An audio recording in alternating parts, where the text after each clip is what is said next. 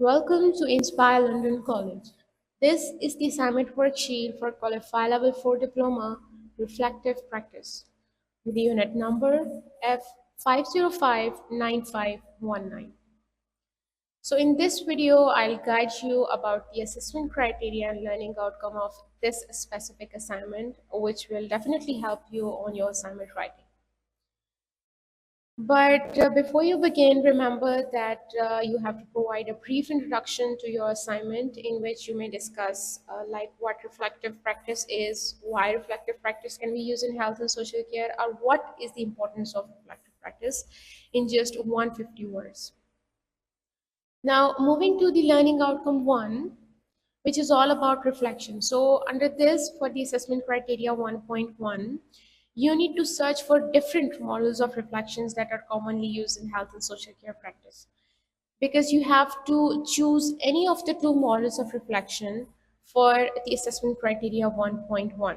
And for your reference, for UAs, some of the options are also provided to you. So you may choose from any of the models like Cobb's learning cycles, you may use Gibbs reflection model or John's reflection model. So just pick any of the two specified models and explain like how your chosen models can be used within the health and social care practices.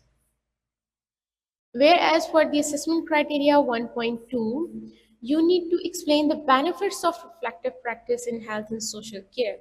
Explain like why reflection is very important in this sector, like how does it actually make things better in health and social care. You can also discuss like the models that you have explained under the assessment criteria 1.1, like how these models help you in real life care sector. For example, if you use Gibbs model, so you may discuss like how the use of this reflection model help you break down your experiences in stages like describing what exactly happened to you, how you felt at that specific time, and what have you learned from that specific situation while using the specific reflection model like Gibbs model of reflection. Now, moving to the learning outcome 2. So this is where you need to think about your own journey of growth, in which for the assessment criteria 2.1, you need to showcase your understanding of the use of the personal development plan. Now, what you need to do is you need to just think of a personal development plan as your roadmap for improvement, like how it helps you figure out what you are good at, a way you can improve, and what steps you need to take in order to get it. So that just explain like how would you use a personal development plan in order to identify your strengths, in order to identify any weak areas, set some goals for yourself, and even create a plan in order to achieve those specific goals. Whereas for the assessment criteria 2.2, where you need to discuss like how personal development plans are used in health and social care practices. So in this criteria, just discuss like the use of personal development plan generally in health and social care practices. For example, like how the care workers, how the carers might use the PDP or personal development plan in order to improve their skills, in order to improve their knowledge or expertise in their own roles. Now, for the assessment criteria 2.3, which is all about the clinical supervision. So, for this criteria, you need to explain the role of clinical supervision in health and social care. Now, you are required to explain first like what clinical supervision is, and then you need to discuss what role these clinical supervision play in individuals' personal or professional development within the health and social care sector. Now, moving to the learning outcome 3. So, this is the learning outcome 3. So, it's your turn to get practical and create your own personal development plan for the learning outcome 3, in which for the assessment criteria 3.1, you are simply required to develop your personal development plan.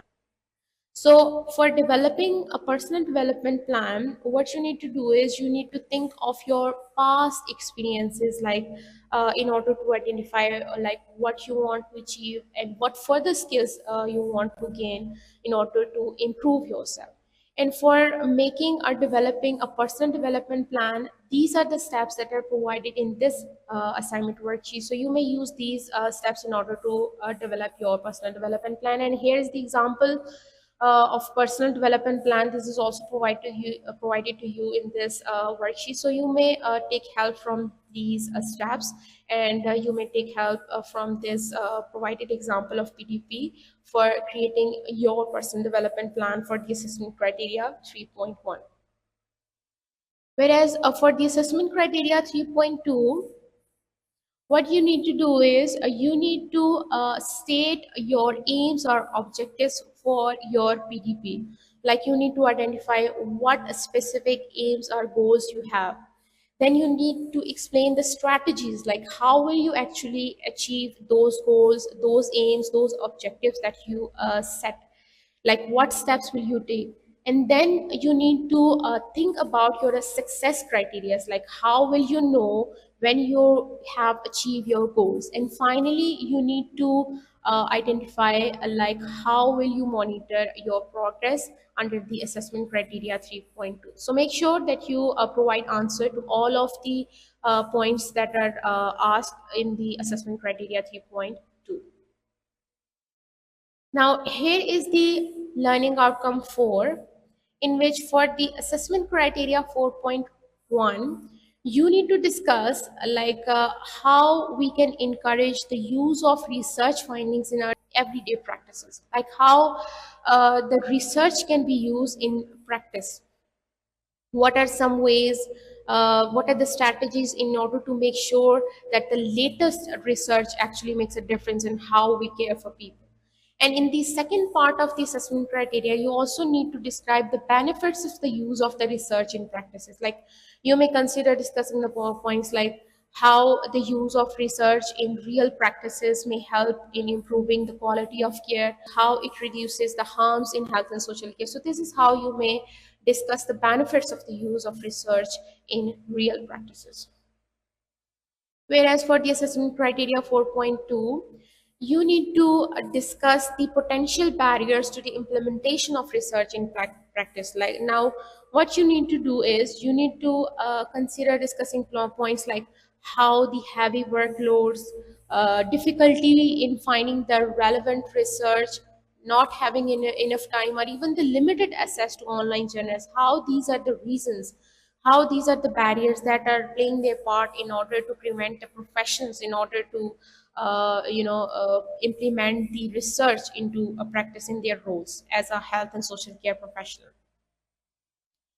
So once you are done with providing relevant and accurate answer to the assessment criteria, you also have to provide a brief conclusion to the topic of your assignment, in which you can discuss the main points of your all of your assignment in 150 words. And in the last section of your assignment, you also have to provide the references of the sources that you use for collecting data for your assignment in a Harvard referencing style. So this is the end of the assignment worksheet of Qualify Level 4 Diploma Reflective Practice. And I hope that all the guidelines that are discussed in this video will make things easy for you while writing your assignment.